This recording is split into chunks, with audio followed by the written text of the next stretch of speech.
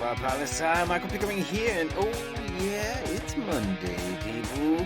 Oh, let's get it on, and go with that Lo-Fi Global today, yes indeed. And at the end of last week, the United Nations voted, the world voted, and said, by 74.09%, hey Russia, give that land back, bitches! Although, their words, not mine, and well, actually, while that may not be a United Nations quote, I'm sure somewhere in the world someone said, give that land back, bitches. I'm sure of it, I'm sure, right? But check it, 193 member countries in the United Nations, right? 193. 143. 74.09% said, Russia, we voted for you to immediately return lands, and we do not recognize the annexation of the 4 regions that you took. Nope, and nope. And 5 of the 193 countries voted against it. So that's 148 countries, right? 143 plus 5. 148 countries out of 193 voted on this issue. So where the hell is the other 45 countries at? And who are they? Well, you know we love us a good list. 35 countries officially abstained from voting. All right, what does that mean? It means they were there, they were present. They just refused to vote one way or the other. So their vote, they casted an abstention. And the 35 countries, in alphabetical order in English, because you know, if you change the language that your countries are in, that alphabetical order changes, right? It's not the same in every single language. Just in case you didn't know, there you go. But let's go. Countries that abstained: Algeria, Armenia, Bolivia, Burundi, Central African Republic, China, Congo, Cuba, Eritrea, Eswatini, Ethiopia, Guinea, Honduras, India, Kazakhstan, Kyrgyzstan, Laos, Lesotho, Mali, Mongolia, Mozambique, Namibia, Pakistan, South Africa, South Sudan, Sri Lanka, Sudan, Tajikistan, Thailand, Togo, Uganda, Tanzania, Uzbekistan, Vietnam, and Zimbabwe. Those 35 refused to vote, but were present, so they voted with abstentions. And then 10 more countries weren't even there for the vote, or at least not for the roll call, because on the official UN roll call, there's nothing next to these names coming up. So these aren't abstentions. These are just people who didn't vote. Azerbaijan, Burkina Faso, Cameroon, Djibouti, El Salvador, Equatorial Guinea, Iran, Sao Tome and Principe, Turkmenistan, and Venezuela. And finally, if you're wondering the 5 countries that voted against the measure, they are Russia, Belarus, Syria, Nicaragua, and North Korea. Now, I'm not going to list the 143 countries, aka the 74.09% of the world that voted against Russia's annexation, because the short version of that is, if they're not on the list, if I didn't just name them, that means they voted against Russia. But what happens now is what you're thinking, right?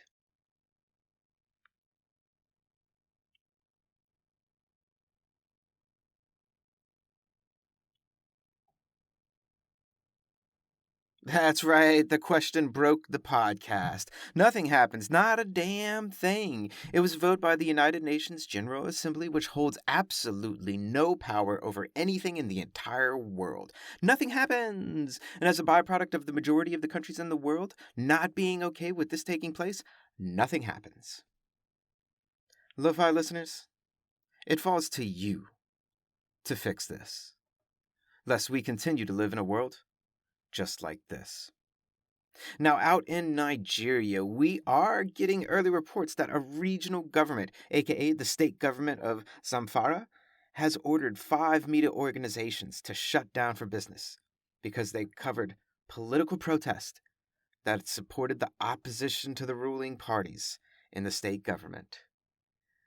Well, I am extremely interested to see what happens with this. Is the federal government going to come into it and stop this? Are the courts going to get involved and overturn the Zamfara government's decisions here to shut down 5 media organizations? We always talk about media and politics, who controls which, and who has more power. Do media affect politics? Or do politics control media? But here in the state of Zamfara in Nigeria, At least for the moment. It's politics controlling media, without a doubt. But we'll let you know more as soon as we do, people. And remember, Nigeria is Africa's largest economy on the continent. This story matters. A lot. And now also a heads up, eyes open on Tunisia, my friends. Protests are starting against the president and against all the authoritarian things we've been talking about that he's been doing this past year. And thousands are taken to the streets. Eyes open. Tunisia is the birthplace of the Arab Spring. Now let's head on over to Geneva, Switzerland. Let's tune things down a little bit, where this weekend out in Switzerland, something pretty incredible has been taking place. The first Global Robotics Challenge, the 6th edition, which I think the name is kind of misleading. If it's the first global challenge, why can you have the 6th edition of the first global challenge? Wiki it. You'll see what I'm talking about. But countries from around the world put teams together, and then they come into this challenge and they build robots and they compete to see who's got the best robot of the competition. And I dig this. I dig this a lot. STEM, science, technology, engineering, mathematics, robots. Give me more, please. Just no artificial intelligence in your robots. That's my rule, all right? But this competition ends today, Sunday for me, October 16. But it'll be yesterday for you listening. So at least you won't have to wait to see who won. You can look it up right now. But me, I have to wait until tomorrow to see who wins, who has the best robot. What do you think? Who do you think? What country has the best robot-making people? Curious your thoughts. And a last piece of news to send you on your way for the day. Oh, what's my age again? What's my age again? You're like, what is he talking about? What is he talking about? I'm talking about the punk band Blink-182 getting back together for a reunion tour. Yes, we all thought punk was dead. Just a couple months ago, Gregory Day and myself, we did a favorite punk song edition of The Trade-Off. And we were talking about, is punk dead? Is punk not dead? And we were like, oh, it may be dead, but no. Rise from the Ashes, Blink-182, and their tour starts March 2023 to February 2024, hitting North America, Europe, Australia, New Zealand, and Latin America. And really, this got me thinking when I heard it. And back in the day, one of our favorite songs by Blink-182 was What's My Age Again? And I came across some pics of me this weekend that were of me at about the age that I first started listening to Blink-182. And that's when I decided to do a little special Instagram series called What's My Age Again? And for those of you already following us, you've already seen these throwback pics. And for those who haven't, check us out, Lofi Poli Sci Podcast Instagram, and you'll see what we're talking about with What's My Age Again? And that's a brief snapshot of what's going on in the world today. Check out lofipolisci.com for Friday's blog post. Give it a quick read. And it's not a cliche or a catchphrase. It's a lifestyle. Always remember that Lofi Poli Sci is more than just me. It's the we that we be. Pickering, signing off.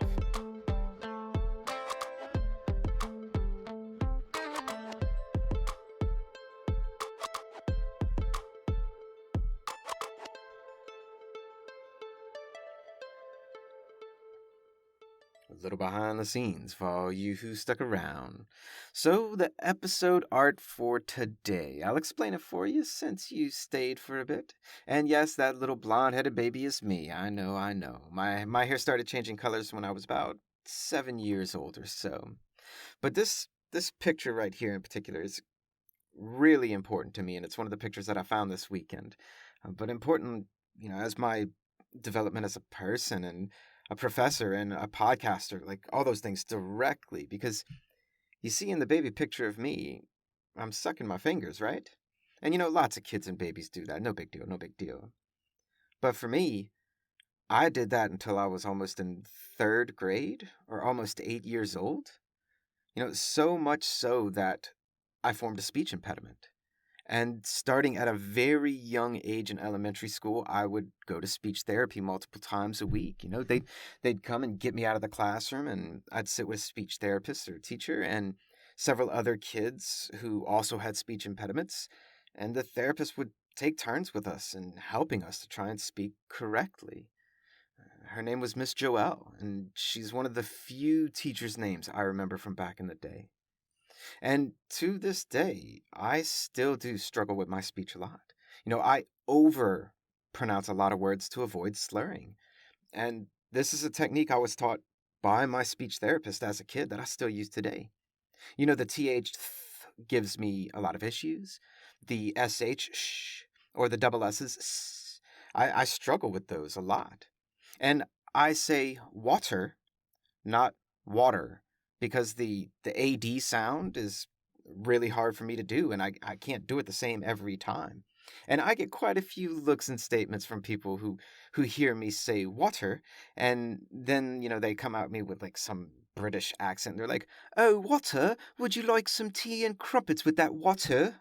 And, I'm like, whatever, whatever. I play it off because I don't feel like explaining every single time that I pronounce it that way, because it's easier, because I have a speech impediment. But, it's kind of ironic, or maybe not ironic. Ironic's the wrong word, but I don't know. But a kid who sucked their fingers and developed a speech impediment and still has one today ended up talking directly in front of people for a living as a professor, and talking directly to people as a podcaster. I know, right?